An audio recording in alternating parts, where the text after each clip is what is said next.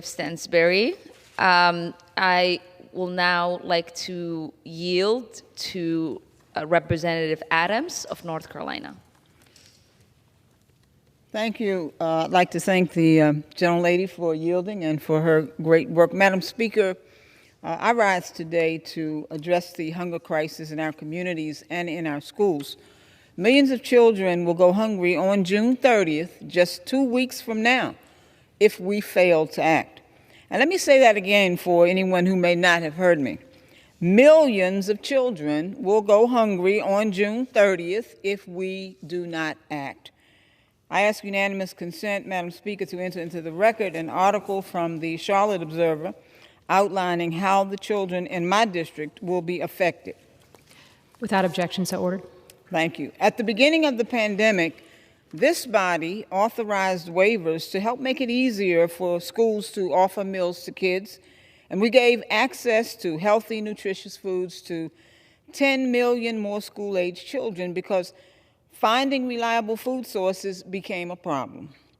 In case my Republican friends need a reminder, President Trump signed that legislation into law. And even as the pandemic continues and food prices are on the rise, these waivers are set to expire at the end of the month. As a 40-year educator, I know that hunger has been a crisis in our schools and our communities since long before the pandemic. That's also why when I came to Congress, I founded the Adams Hunger Initiative to help coordinate the response to the hunger crisis in my community, and why hunger has been one of my top priority issues in Congress. In my home state of North Carolina, food insecurity has been a tragic fact of life for our kids and our students. In fact, I just heard from members of the North Carolina PTA today about their ever-present concerns about food insecurity and how it will impact our students. In 2018, 441,000 North Carolina children participated in SNAP, and 207,351 residents participated in the Women, Infants, or Children's Program, or WIC. In 2019, 92,010 students participated in the Summer Food Service Program. Almost 100,000 students needed help from their schools, so they didn't go hungry. And again, that was before the pandemic. In Charlotte, the hunger crisis led at least 24 elementary, middle, and high schools in the Charlotte-Mecklenburg School District to open food pantries to serve students in need during summer breaks and the vacation.